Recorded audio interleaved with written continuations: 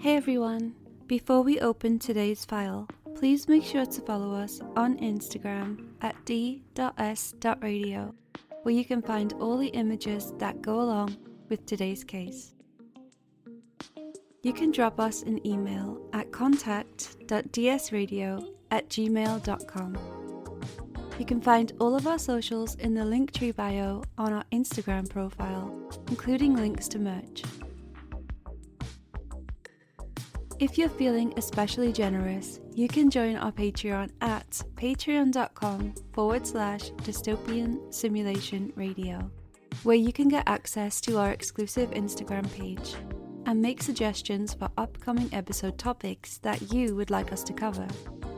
Speaking of Patreon, thanks to our Patreons, Riff Cult, Cropley Crab, Cash Broadus, Raspberry Jr., Jason R. Nelson, Creepy Paper, Jamie Sook, Michael Laughlin, Lindsay Keller, Mike Wright, Greer Weaver, Kelsey Carruthers, Linz Gibbon, Drake Holvig, Only Child, Michael M, Wesley Akers, Riaz K, Emily Medeiros, Pip, Heather Wynn, Graves, Devon Sweatshirt, The Ordained Sinister Minister, and Philip Hoffman.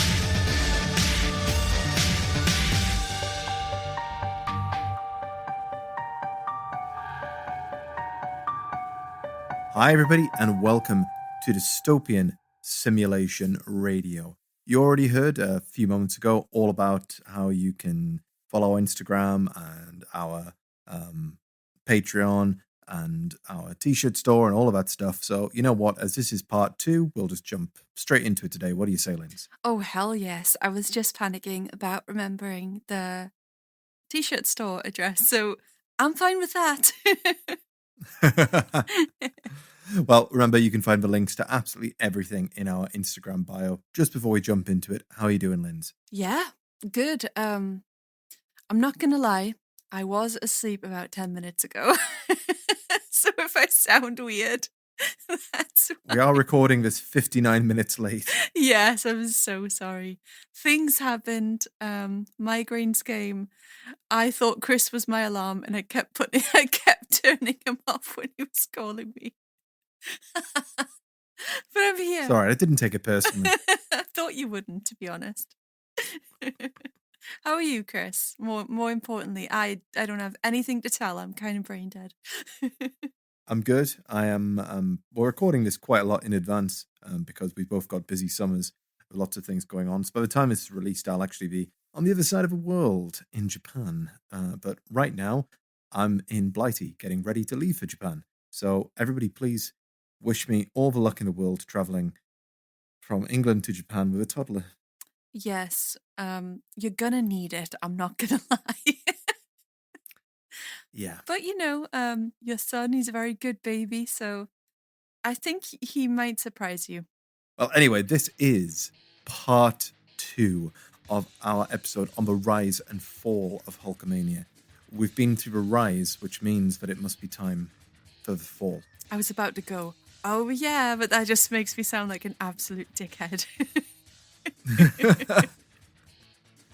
Well, let me remind you, dude, where did we leave off in the rise and fall of Hulkamania?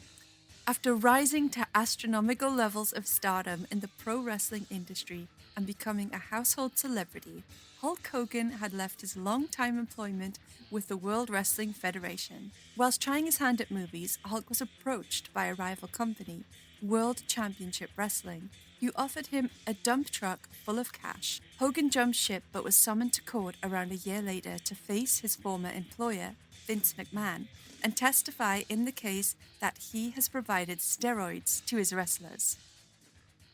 Hogan approached the stand, a bead of sweat running out of his formal black bandana. The FBI had piled heaps of pressure on Hogan. Testify against Vince and, well, you could have revenge on your former boss who chose to go with younger and less muscular talent. Just tell the truth, Hulk. Vince gave you those needles, right? Others in the industry were no doubt piling onto the Hulkster as well to take revenge on Vince and finally take down the kingpin of wrestling.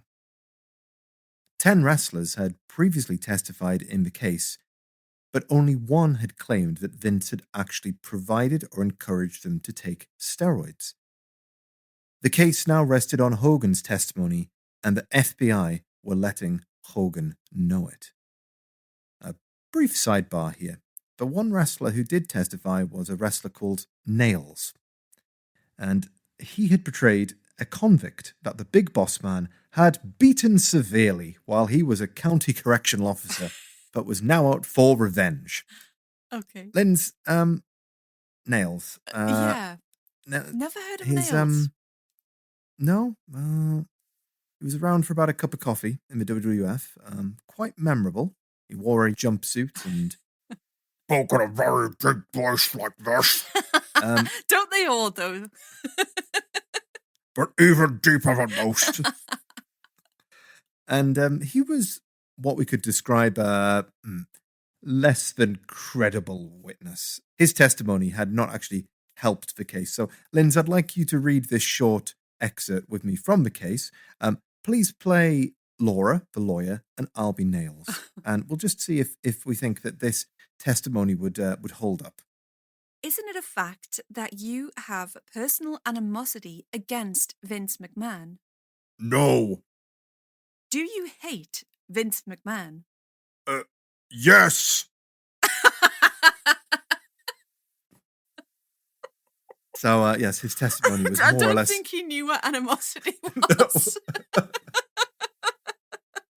Yeah. He's not the sharpest knife in the drawer, I'll put it like that, or the sharpest nail in the pack. I was about to say, sharp as nails, he is not. That is actually kind of adorable.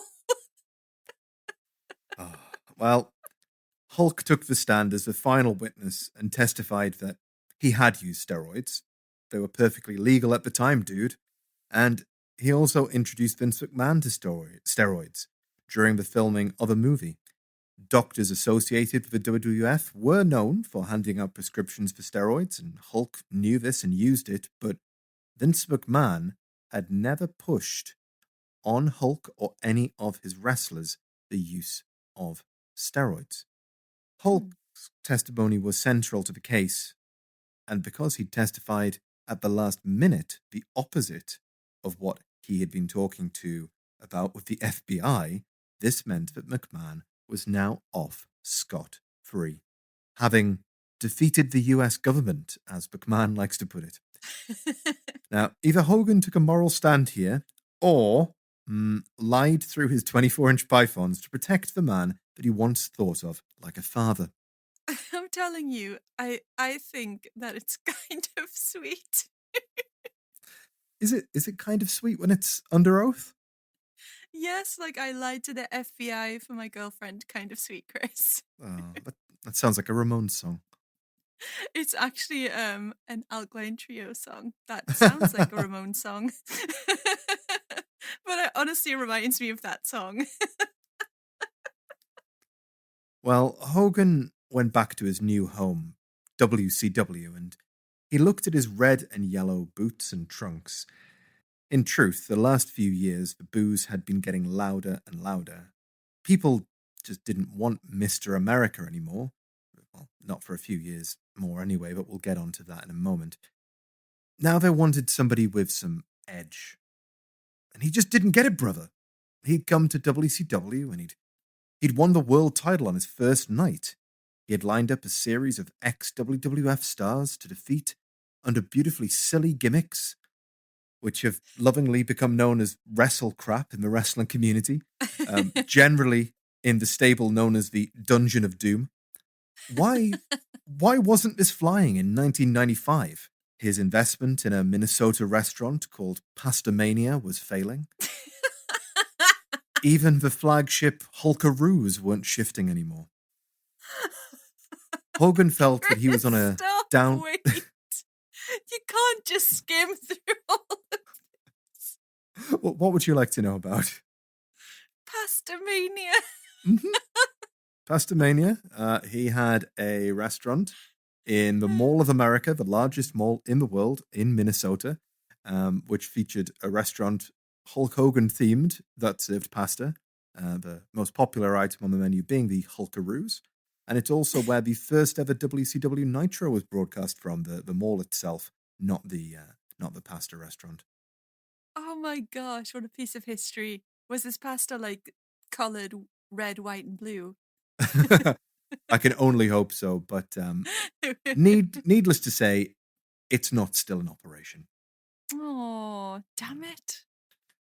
Hulk, he definitely felt that he was on the downturn in his career, and he was getting booed out of the number 2 company in America with failing pasta ventures. What would any full-blooded American do in this situation?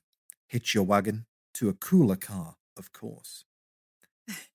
In 1996, 2 of the WWF's biggest stars, Diesel and Razor Ramon, now known as Kevin Nash and Scott Hall, turned up in WCW. And unlike when Hogan debuted, there was no ticker tape parade or signing announcement. They just turned up. They interrupted matches and they wrecked the set. WCW only acknowledged them by saying that they didn't work for WCW, therefore implying that they were an invading force from the WWF. WCW would not stand for this, and Nash, Hall, and a mystery partner would take on Sting, Lex Luger, and Randy Savage at the pay-per-view. The mystery partner never showed up, but after 15 minutes or so, Hall and Nash had the advantage due to underhand tactics. Hulk Hogan had had enough, dude, and he made his way to ringside. Hulk Hogan is here! Hulk Hogan's here! Hulk Hogan is in the building! You damn right he is! Go get him, Hulkster! The fans began cheering, only to see Hogan clock Randy Savage with the big leg drop and join the WWF Invaders. Hulk Hogan arrived! Hulk! What is he doing? My God! Is he the third man? He's the third man! What the hell is going on here? Hulk Hogan has betrayed WCW! He is the third man! Look at this picture! Oh my God! What the hell is going on? Oh my God! Are you kidding me? Yes.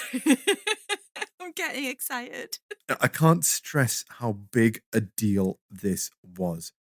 This was like the biggest hero in America joining the bad guys. It would be like Batman turning heel and partnering up with the Joker. It's insane. Nobody expected it. And trash filled the ring, and the boos rained down on Hogan. But the difference is that this time, that was exactly what he wanted. In one leg drop, he had just turned the wrestling industry on its head and crucially reinvigorated his career. Hall, Nash, and Hogan formed the New World Order, or the NWO. Hogan dropped the red and yellow colours and dressed in black and white. His Fu Manchu beard remained, but behind it he grew out his natural black stubble, giving him a unique, hateable look. Black stubble. Ew. Black stubble and a yellow handlebar mustache. Oh shit, yeah. Well, he changed his name around this time to Hollywood Hulk Hogan, playing off his Hollywood connections, being in movies like Mr. Nanny and Suburban Commando, and also the television show Thunder in Paradise, which was basically Knight Rider on a boat. Boat Rider. Haven't heard of that. I think I need to watch it. There's both a movie and a television series, both of which are terrible. Ah, yes. Okay. God, his skin always shocks me, even though I know that it's going to look like a rotisserie chicken.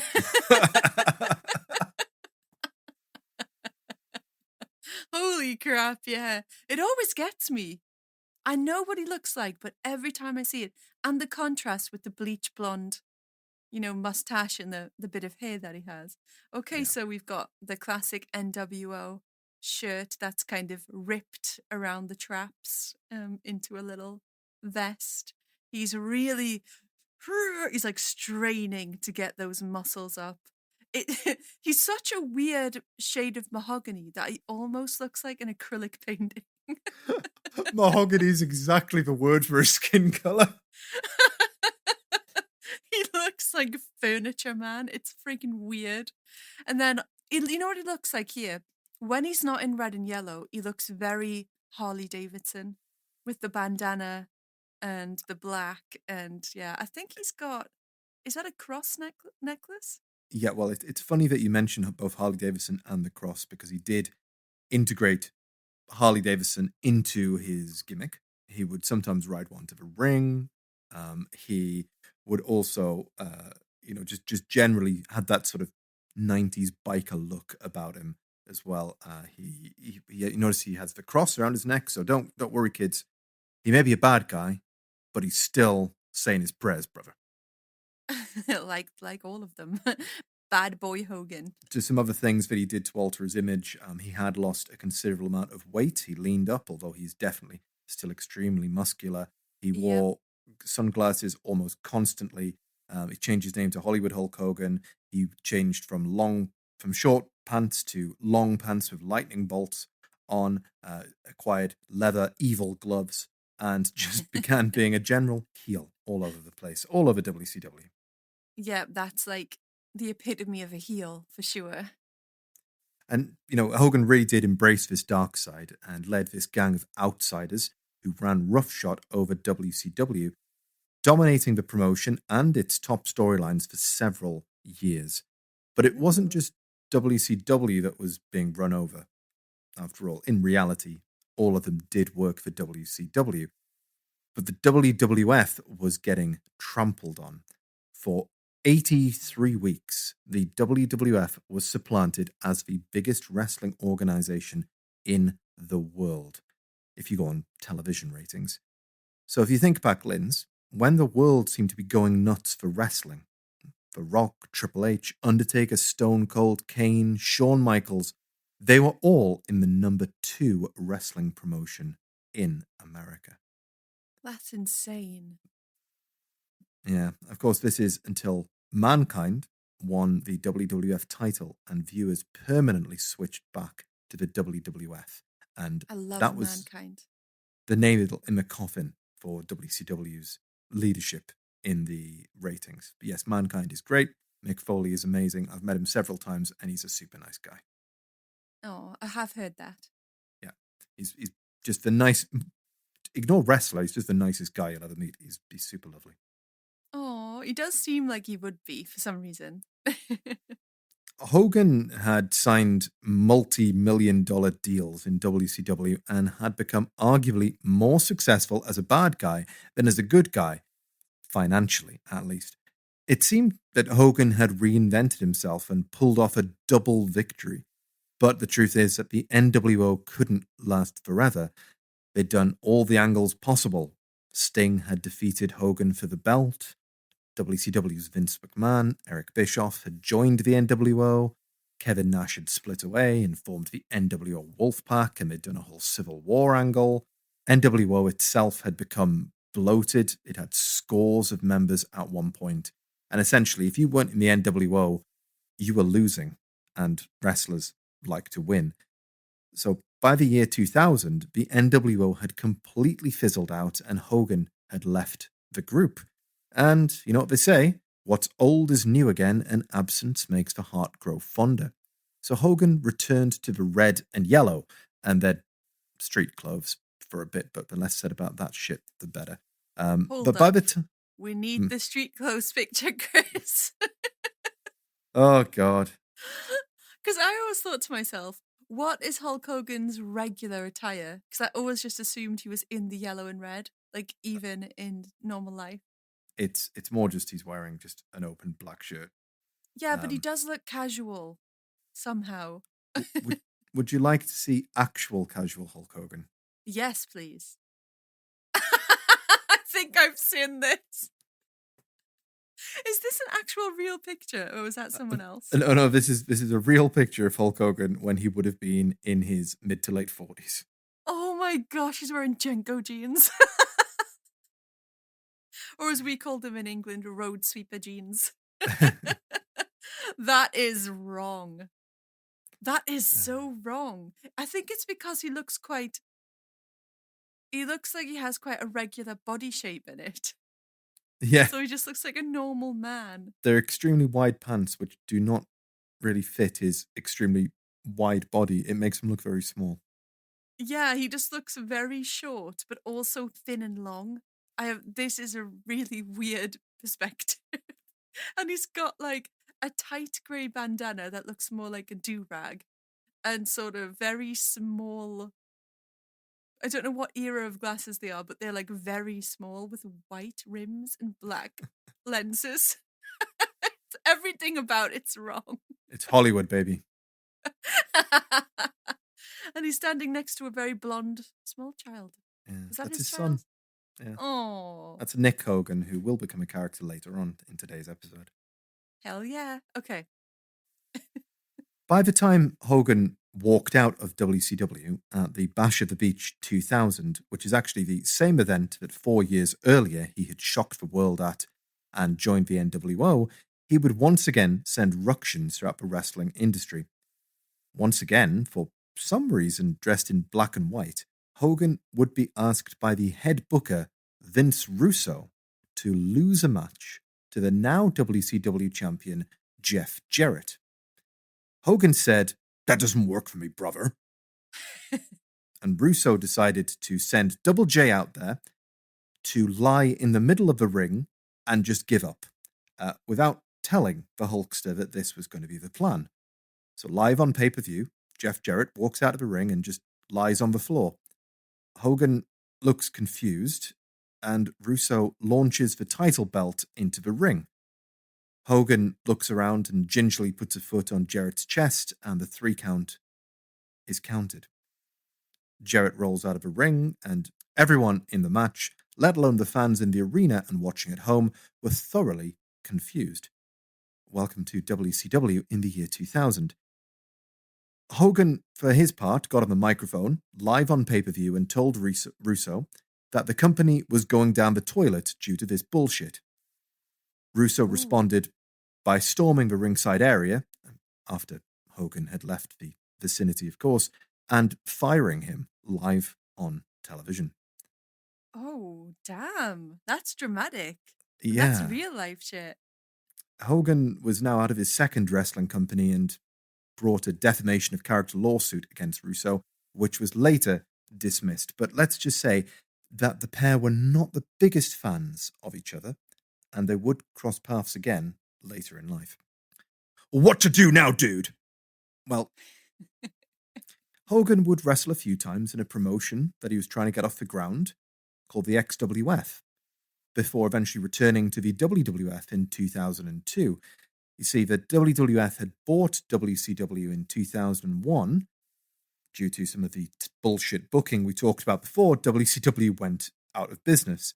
WWF was once again the only game in town, and Hogan sniffed money, brother. Hogan, Hall, and Nash returned to the WWF as a slimmed-down original version of the NWO, and a dream match was set for that year's WrestleMania. Hollywood Hulk Hogan versus The Rock. Yes. This match, if you've never seen it, is incredible. I haven't seen it and it sounds incredible. Right, we will watch this next time, don't worry. Yes.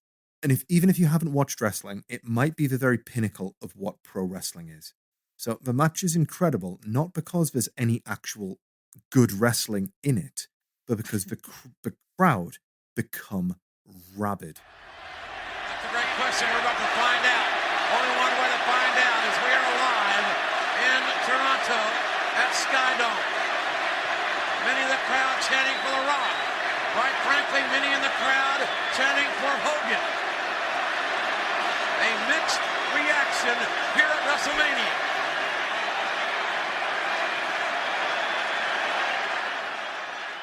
This was like two eras of the most popular and charismatic wrestlers collide.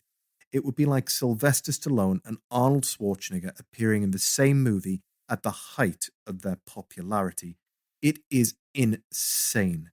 They spend literal minutes of this rather short match posing while the crowd treats it, and I'm not exaggerating here, like the second coming of Christ. Hogan goes into the match as a bad guy, a heel, that the crowd are eating out of the palm of his hand, so much that they start booing The Rock. Ooh, damn. The fans are just so happy to have Hogan back that they turn him babyface before the end of the match. Hogan continued on this return tour, dropping the black and the white gear and eventually returning to the red and the yellow, although red and yellow psychedelic long pants now. He even won the WWF title again, the fourth longest gap between WWF title reigns in history. But the WWF, or WWE, now was a different game to Hogan's 80s heyday.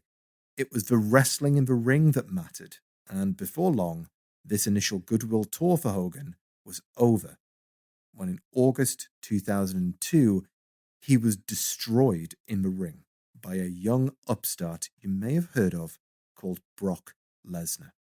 Hogan realized that he wasn't going to be the number one for much longer and agreed to take his career in a new direction.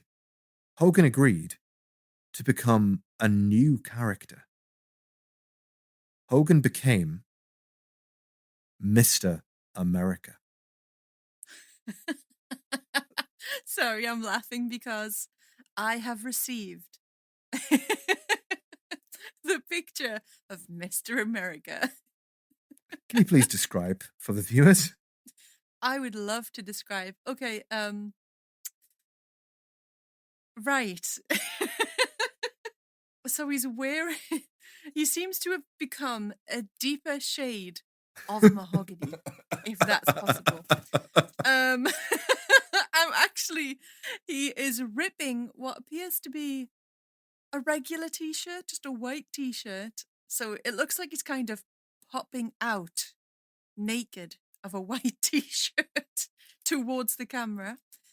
He's still got his hand, like, what would you call that kind of mustache?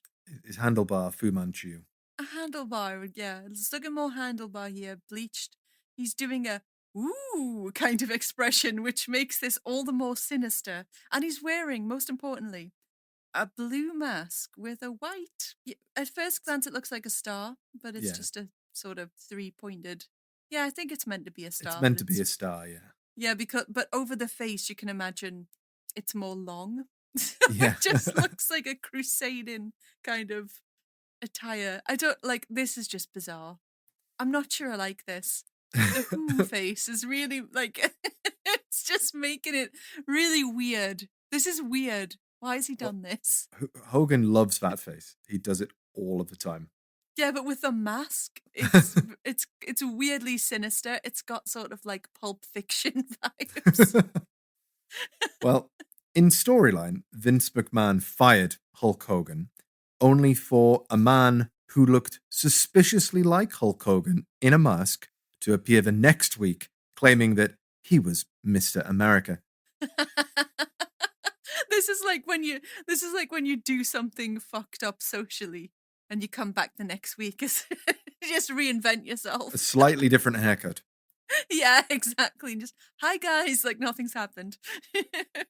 This was a tremendously fun little storyline, but to be honest, Hulk wasn't happy being under a mask, so he took it upon himself to pull up the mask after a match, showing everybody who he really was, and I, for one, was shocked.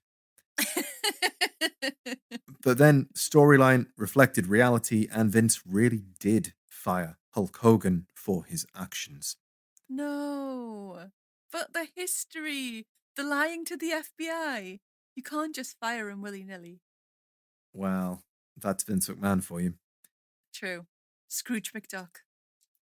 Hogan jumped over to Japan for one big payday there in New Japan Pro Wrestling, his old stomping grounds, against Masahiro Chono, and he then returned to America to start a new, successful venture. Now, Linz, at this time, Hogan was trying to get into a few different things. Pastamania hadn't worked out, and according to Hogan, George Foreman grill was almost the Hulk Hogan grill. Oh my gosh, that would have been way better. Yeah, according to Hulk, anyway, and we do have to remember that he is a big liar. True, but he does look like he's being grilled, so I think it could go along with his image. Do you want your steaks the same color as my skin, dude? Do I look delicious? So at the time, he needed something else to get into. Okay, the grill business wasn't go ahead. Remember when we did that episode on the boy in the balloon, Linz? Yes. Well, Richard Heen just wanted to launch his son into the air to get himself a reality show, as was the style at the time. Fortunately, Hogan was famous enough to not have to launch his son Nick into the air. He just got his own show on MTV. I think I recall this. Yeah, it was Hogan Knows Best. MTV were handing out reality shows like candy at the time, and Hogan Knows Best debuted in 2005. Hulk didn't know it, but after a series of comebacks, this would be the venture that marked the true start of the fall of Hulkamania. Oh, I think I recall some untoward behavior as well. It's going to get dark from here, guys. The reality series and its sequel, Brooke Knows Best, are formulaic. They are in the model of the Osbournes, with the wacky dad Hulk desperately trying to stop his daughter Brooke from getting a boyfriend, while encouraging his son Nick to go wild with the babes in Tampa. His wife, Linda, is also there. Hulk is a strict parent. Linda isn't. Hilarity ensues. The show actually did garner good ratings, and Hogan, who had always coveted a Hollywood career through various movie projects, finally had found success out of the ring by more or less being himself in a scripted reality TV show. But as we know, Linz, fame goes to everyone's heads. Linda Hogan had suddenly broken out from under Hulk Hogan's shadow. Brooke had illusions of being a pop star, which was a central point of the reality TV show, and Nick was trying to become a DJ and flashing the cash around. Nick was racing his sports car through the streets with his friend John Graziano, and Nick was driving and over the legal limit for alcohol consumption, but was wearing a seatbelt. John Graziano was the passenger and wasn't wearing a seatbelt. Nick crashed the car, and John was instantly put on life support and now requires lifelong care due to the serious brain injuries that he suffered. Oh, that sucks. Damn. Nick was bailed out of jail, but later sentenced to 8 months in prison. 8 months? Well, nobody... It feels like you would get a lot longer for something like that. You would think so. I think the saving grace was that John didn't die. I think it would have been done for vehicular manslaughter. Oof.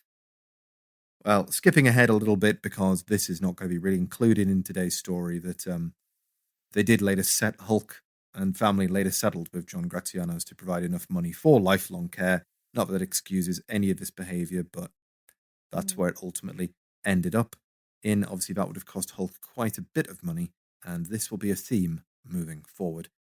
While all of this was happening, though, when the cameras were off, things were not so rosy between Hulk and Linda. They had been fighting more and more, and their relationship had got to the point that they were really only together for the kids and the reality show. They unofficially broke up, and Hogan ended up in a technical affair with one of Brooke's friends, resulting in a big knock to the father-daughter relationship. What's a technical affair? I'm saying technical affair because they had broken up and they were intending on getting divorced. So okay. it was technically an affair on paper, but they'd already agreed to be breaking up before then. So depending how you want to define that, that's why I'm saying a technical affair. Okay, right. But ew, how old was this girl? Well, she would have been roughly the same age as Brooke at the time, so early 20s. Oh my god. Why? Well, if you think that's bad, Linda got into a relationship with someone who had gone to school with Nick and Brooke. One Charlie Hill, who was 19 at the time that their relationship started, Linda being 48. Oh, that is terrible. Mm. Oh no. Ugh. This is all terrible. It went from Pastamania to this, Chris. How did we end Jesus. up here? How? I mean, if Pastamania had have succeeded, would things be different, Chris? I think Would so. I things be think different? we'd all be tucking into our Hulkaroos right now and not What recording was a Hulkaroo? podcasts. It was just some pastas that were called Oh. Hulkaroos. It was a dish, okay. Hulk was seeing a kid younger than his daughter living in his house, driving his cars, and having his money spent on him by his soon ex-wife. He was getting close to rock bottom, or so he thought. Now, the next section of the podcast may be triggering to some. So if you'd rather not hear a short discussion surrounding depression and suicidal thoughts, please skip forward around 2 minutes or so, and you'll be safe from any further discussion in this episode. So Hulk sat there one night in an empty home and had drunk far too much. He claims he just had enough and was, in his words, sick and tired of being sick and tired. And he instinctively put a gun in his mouth. It was at that moment that Hogan's phone rang, and his American Gladiators co-host, another one of his ventures, Layla Ali, daughter of Muhammad Ali, was on the other end and just checking to see how it was going.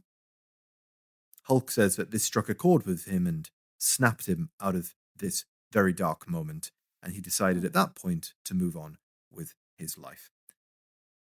Now, how much of that is exactly true and how much of it is a bit of fabrication, I don't know, but Hulk was certainly in a dark place and definitely shouldn't have been in a house with a gun. No, in any way, shape, or form. This was a low point for the Hulkster, with a divorce, humiliation, a very real car wreck. It would get even lower around this time for him, but that particular story won't come out for a few more years. In the meantime, though, actually things seem to be on the upswing for Hulk. He met a woman, 20 years his junior, but that's pretty reasonable compared to Linda shacking up with an 18-year-old. the bar was low. Yeah. He would go on to marry this woman, Jennifer McDaniel, and his life seemed to be getting more stable. Although he was financially decimated from the divorce, he needed to get back in the game. He needed to go back to his bread and butter dude. He needed to get back in the ring. Yes. And thus, he joined Total Non-Stop Action Wrestling, otherwise known as TNA Impact Wrestling. Okay. I'm liking this. He's trying to crawl back up now. There was one small problem, though, with this, Linz. Hulk couldn't really wrestle anymore. Had it been that long? He was in his late 50s. His knees were shot. He'd only had a couple of matches since the last aforementioned Mr. America run, when he'd done some guest spots in the WWF, including one very memorable one against Shawn Michaels, but his best years were behind him. His knees were shot. He had back problems. A plethora of other injuries were running wild through his body, dude. He began appearing as an on-screen authority figure for TNA. He was making the matches, he was getting involved in storylines, but he wasn't actually stepping in the ring. And initially, this provided a big boost to TNA's ratings, but that quite quickly faded. So Hulk realized that he needed to get back in the ring again, and he did a couple of times. The matches were not really anything to write home about, but it was interesting seeing Hogan back in the ring again. Yeah, okay.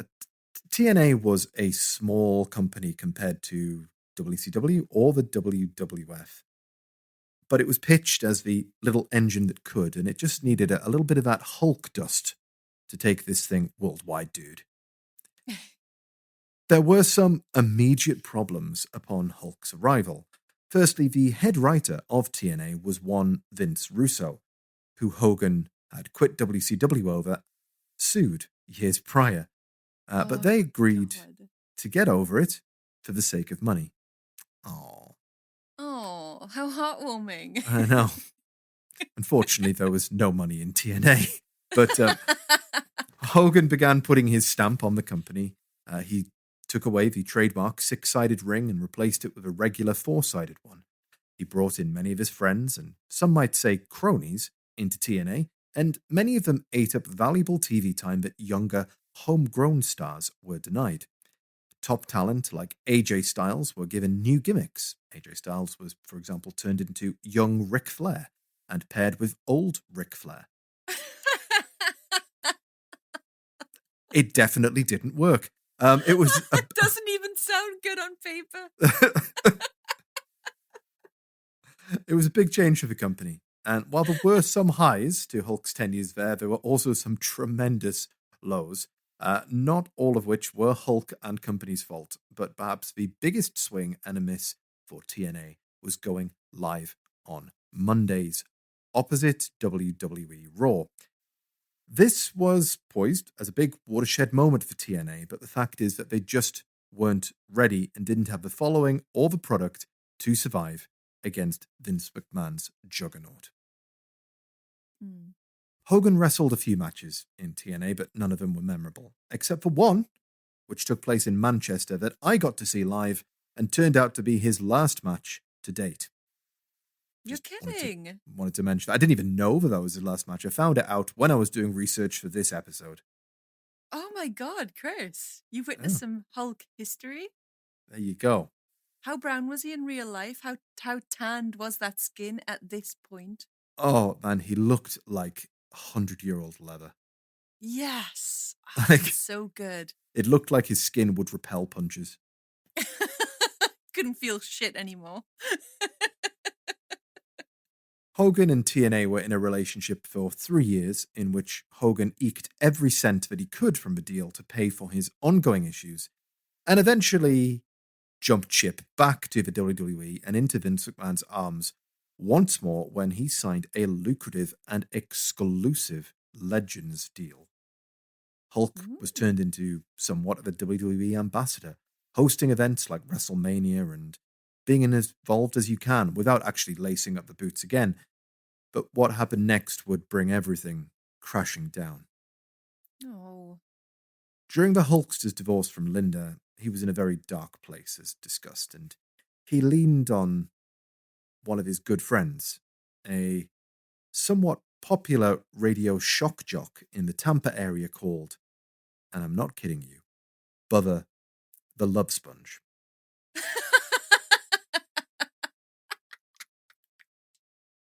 Chris! Do you find something funny about the name Bubba the Love Sponge? It's disgusting. Well, Hogan had appeared for years, sometimes with Linda prior to the divorce, on the radio show, and had used it as a sort of unofficial vehicle to promote the Hulk Hogan brand outside of the WWE.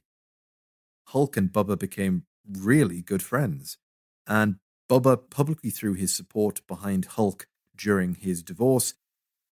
Hulk and Bubba, though, got a little too close. What? And yeah.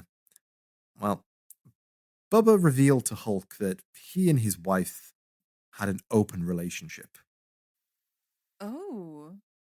Heather Clem, Bubba's wife, sadly her name is just Clem and not Heather the Love Sponge. That would be absolutely terrible for Heather. Well, she had made repeated advances at the Hulkster. He claims he rebuffed them multiple times over the years. But once, at the height of his depression, he popped over to the house to see Bubba, but Heather answered the door. And she ended up tempting him, dude. No. And he gave in. No. With Bubba's consent, No. Hulk Chris, ended don't up tell me sponging the this. love out of Heather. No. With a name like Love Sponge, for some reason you do just think, yeah, it makes sense, but you also really don't want to hear about the Hulk. You know what? I've never thought, I don't know how to put this nicely. I've never imagined the Hulk in a sexual scenario, and it's making me feel really weird and wrong. Well, buckle up, buckaroo. You're going to do a lot more imagining in the next few minutes. No. I should also mention at this point that Hulk was the best man at Bubba and Heather's wedding.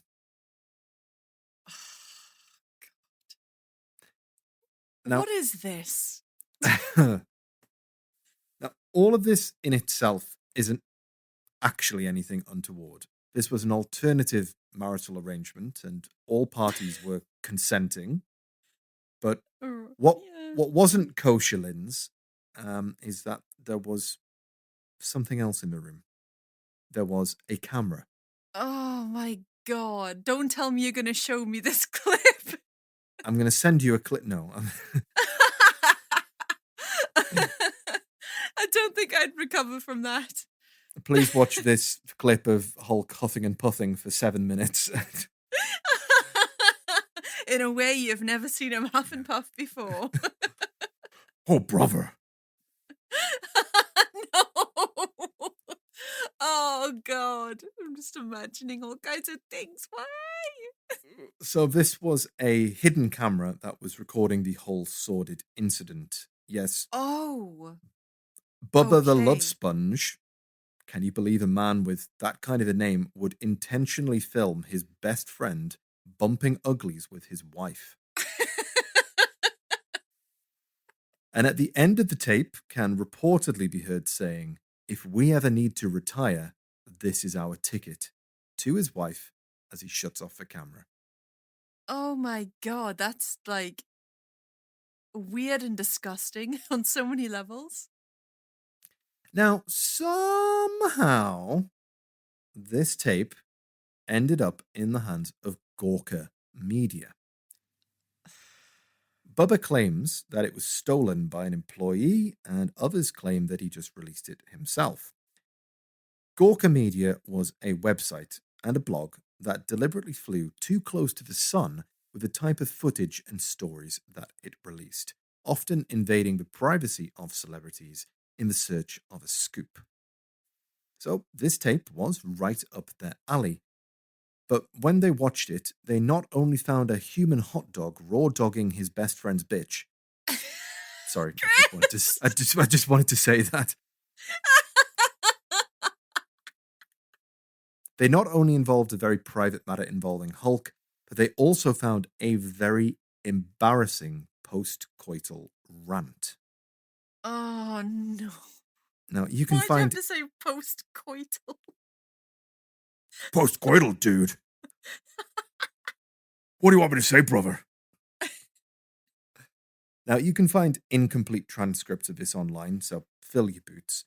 But Hulk states that he has spent $3 million on Brooke's pop career thus far, only for her to side with Linda. Okay. To top it off, she might even be sleeping with the music producer's son. What? Which is a black man.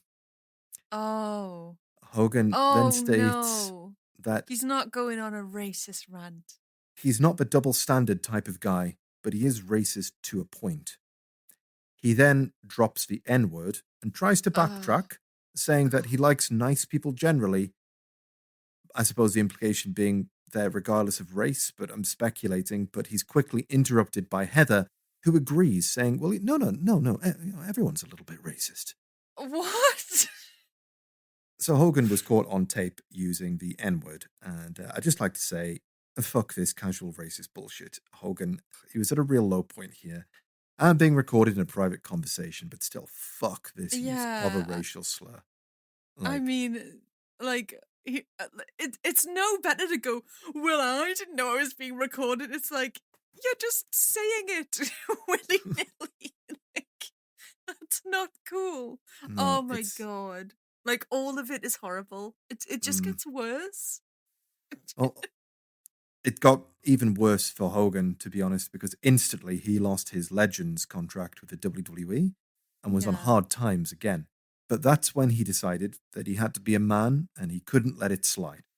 And he launched an all-out assault on Hulkamania, slapping them with a huge lawsuit. One that few felt had any chance of succeeding. But regardless, he proceeded. He then went on a nationwide apology tour, attempting to atone for his hurtful words. Think about this for a second. How many of those little Hulksters growing up were black? How many in Yeah. general were just disappointed with his attitude? I know I was. It's never acceptable to say those things. Hulk had just let the country down, but was he successful in apologizing? He did throw out a lot of excuses, such as his upbringing in a racist Georgia and the depression that he was in at the time, but ultimately it's not for me to say. I will play a short clip in which he discusses it on a radio show with another former wrestler, the legendary Booker T, who worked alongside Hulk Hogan for a large part of his life, and if you're unaware, also happens to be black. You know, you was labeled as a racist, okay? And the thing is, and I just want to put it out there. I think if you were a racist, that was a moment, that was an opportunity that a racist would have taken advantage of, and say, man, I'm gonna get this ninja fired. He gonna work for me. You know what I mean? That's what I think a racist would have done, and then as well as. Me, I've been black for now 54 years, and I've been in a lot of racial situations, and I kind of like know the lay of the land. You could tell a racist by the people that he hang out with, his friends. That's how you tell a racist, or you could tell a racist by the way a racist kids act. That's how you could tell a racist. You know immediately.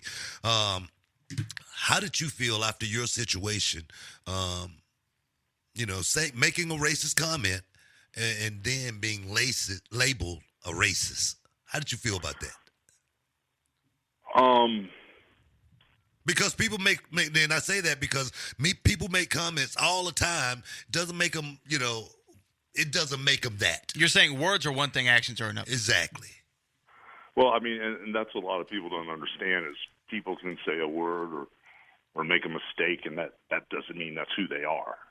People that keep bringing it up and keep pushing it forward, those are the people I worry about. But for me, it was really a delayed reaction. I mean, that's kind of like why I asked you. I had used the word, and now it's going on almost 13 years ago. What's the date now? 19, almost 20? Yeah. 19. Yeah. Now, I don't even know what year it is anymore. So it was said in 2006. And I was made aware of it probably, when did the darn Gawker trial start? I was made aware of it probably, I don't know time very well, so I'm probably saying about 5 years ago. Yeah. I don't think longer than that. Yeah. 6 years, maybe 5 years. So it was said in 2006, and then I was made aware of it about 5 years ago.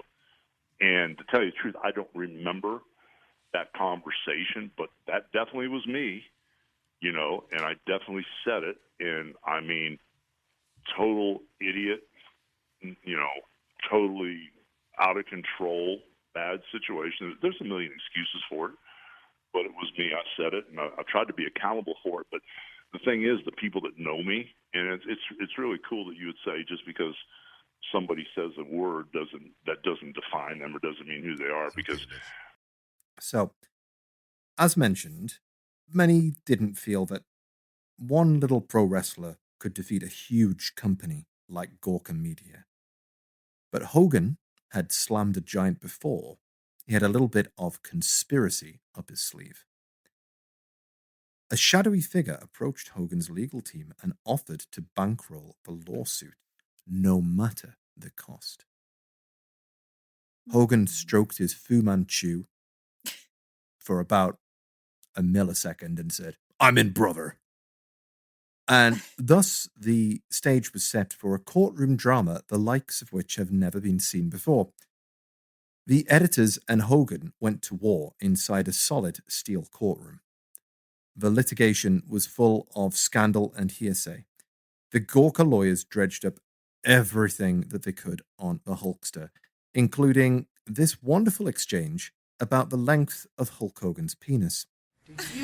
Let me ask you this. Just let's see if we can simplify this. Do you have any doubt as you sit in that witness stand today that you were discussing the length of your penis on Bubba's radio program? Any doubt? Well, it's not mine, because mine isn't that size, but we were discussing the length of Hulk Hogan's. Seriously? So you No, seriously, I do not have a 10-inch penis. No, I do not. Seriously. Yep. Fair enough. So what you're telling us is you were discussing Believe that, Hulk seriously. Hogan's penis, right? Excuse me? You were discussing Hulk Hogan's penis. Yeah, because Terry Bollea's penis is not 10 inches like you're trying to say. All right. So, He does not have a 10-inch penis. yeah.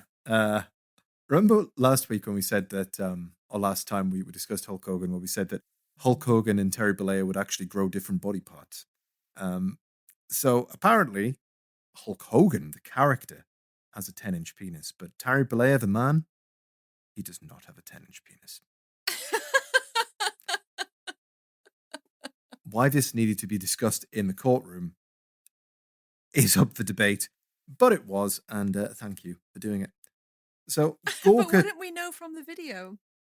Well, only a very small clip of the video has ever been released, so... and we couldn't see... Yeah, I guess he wasn't just standing there with his little Hulk out.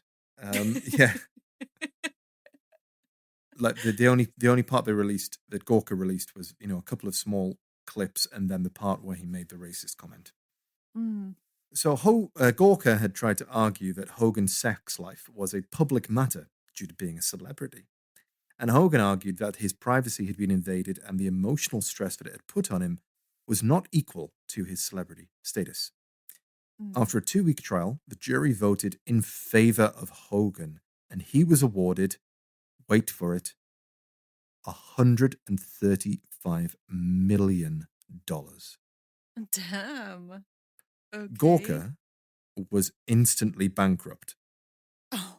They scrambled to stem the flow of blood. They put themselves up for auction, and their assets, which included sites like Deadspin, Gizmondo, and Kotaku, were purchased by Univision. The judges did actually later bring the settlement down to a more realistic $31 million, but regardless, the Hulkster had just killed Gorka. Damn. Linz. Yes. Remember that mysterious benefactor who bankrolled ultimately $10 million of funding Hogan's lawsuit? Oh my God, was it Vince McMahon?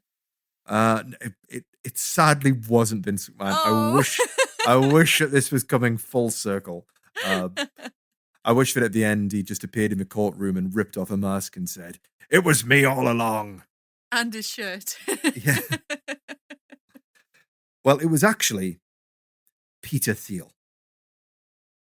Okay. Who is that? Yeah, who is that? So I had to look into this as well. Oh, okay. I thought I was meant to be like, wow. No. And I was like, I don't know who that is. No, I just wanted a really muted reaction from you. So Thiel was one of the founders of PayPal, who had worked alongside Elon Musk when Musk company was brought under the PayPal banner, and established PayPal as the most trusted name in electronic money transfers in the early days of the web. So why, I hear you cry? Why? Thank you. In 2007, Gorka had published an article outing Thiel as homosexual, a matter that he had no intention of making public. And from that day on, Peter Thiel vowed no matter how long it took, he would get revenge on Gorka, even if it meant tag teaming with the Hulkster. Yes. Now, Hogan claims for his bit that he had no idea who was providing the funds until after the conclusion of the trial. But he also claimed to have nearly been in Metallica, so you know.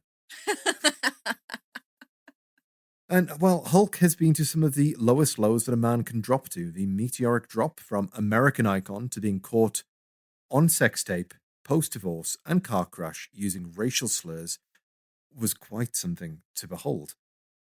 After the trial had died down, he made his apologies to the black community. He'd eaten a ton of humble pie and was eventually welcomed back into the WWE and made special appearances, the most recent of which being on January of this year. He also runs a couple of beat shops in which he makes regular appearances for signings and sometimes sings karaoke. He's largely retired, living off the fat of the Gorka lawsuit. He sadly broke up with Jennifer McDaniel, 20 years his junior, but he does seem to have repaired his relationship with his daughter, Brooke. Okay. Well, I guess. So has he managed to keep his reputation clean since then? Well, he hasn't appeared in any sex tapes or been caught in any racist rants. So well, I think it seems like he's learned his lesson. Yeah, I hope so. I hope so. Jesus, what a roller coaster. Hogan's legacy as a result of that roller coaster is mixed depending on who you ask. Most fans would say that he is the biggest star there's ever been in professional wrestling, maybe only The Rock and Steve Austin being in the same conversation. Bret the Hitman Hart said of the Hulkster that he had an amazing look, but didn't know a headlock from a headlamp, which is pretty much on brand for grumpy Uncle Bret at this point, to be honest. Hulk's legacy, reputation, and standing were all tarnished by the racial incident, and he'll never live that down. But it can't be denied that he was involved in taking the wrestling industry to new heights twice, being involved in some of the biggest matches in history and making a boat ton of money for himself and Vince McMahon, who, you never know, might be a good topic for an episode in the future himself, but that would involve being a 25-parter. Yeah, I was going to say, how long would that be, Chris? 10 inches? Well, you see, Mr. McMahon has a 10-inch penis, but Vince McMahon has got a 25-inch genetic jackhammer. So, listen up, dudes. If you're a Hulkamaniac and enjoyed this episode, then make sure that you give us 5 stars on your platform of choice.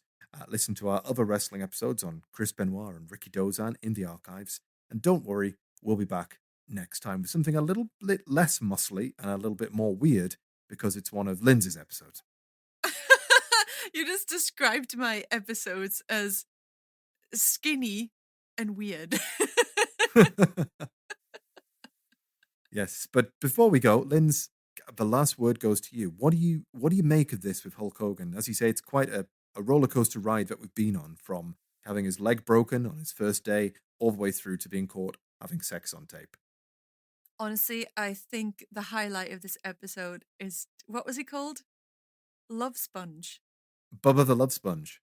Bubba the Love Sponge and his wife luring Hulk Hogan into their bedroom and filming him. Like, what on earth is that? Like, of everything in these 2 episodes, to me, that is just the weirdest shit I've ever heard.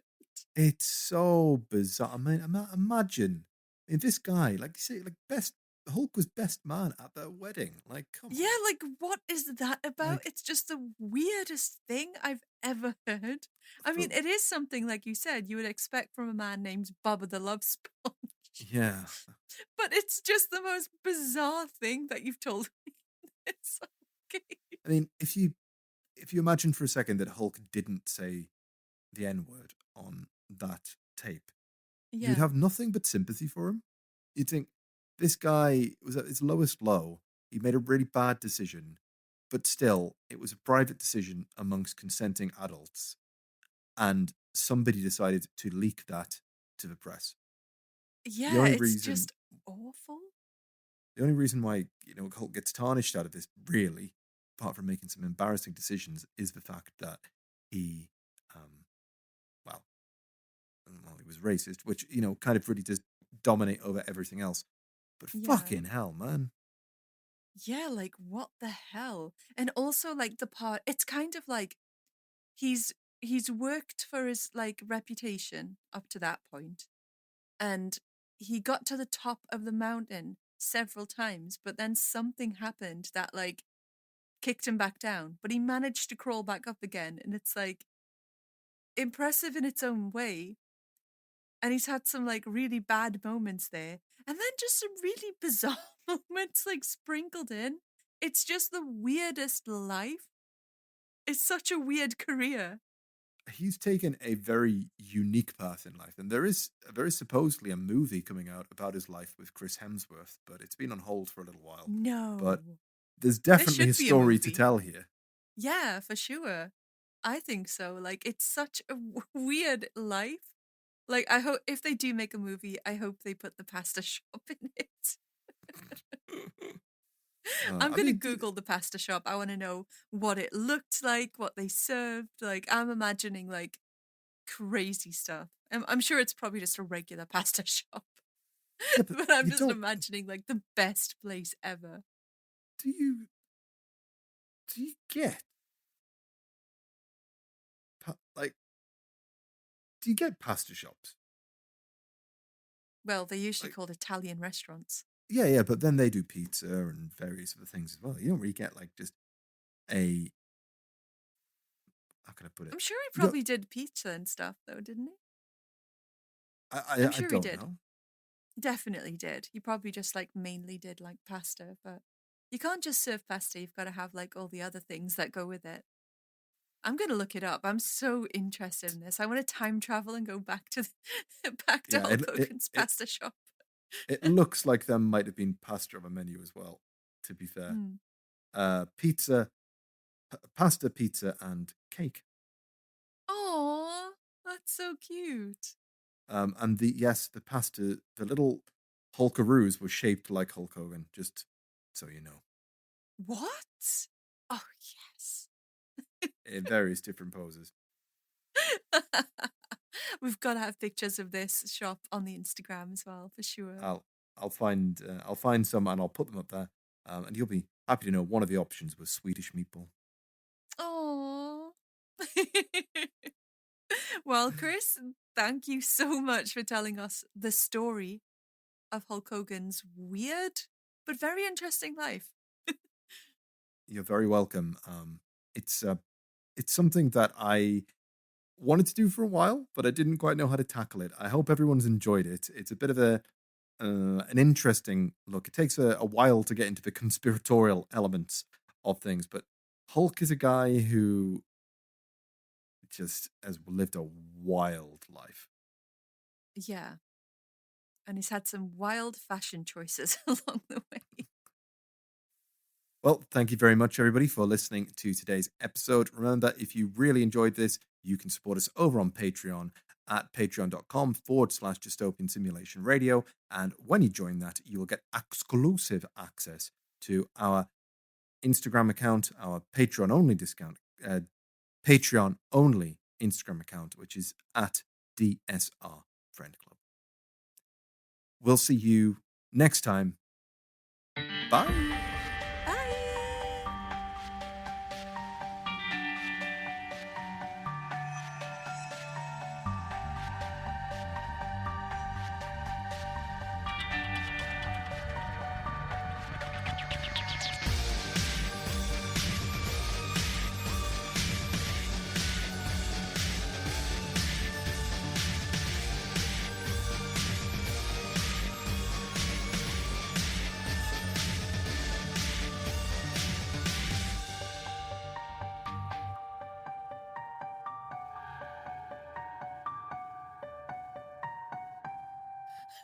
Well, I think you've got to learn how to act like Santa Claus. I think there's pretending to be Santa, and then there's being Santa. I think you would be a good Santa. You'd need some padding, of course, but I think you could, like, do I the need to role lose for some sure. weight to be Santa Claus. Oh, shut up. This is not true, everyone, by the way. Chris says this, like, a similar thing every time we hang out, and I'm like, oh. No. As Lynn's gets pulled into my gravitational pull. Shut up. You just slowly rotate around me while we do this podcast. Chris, you're so dramatic. Anyway. Yes.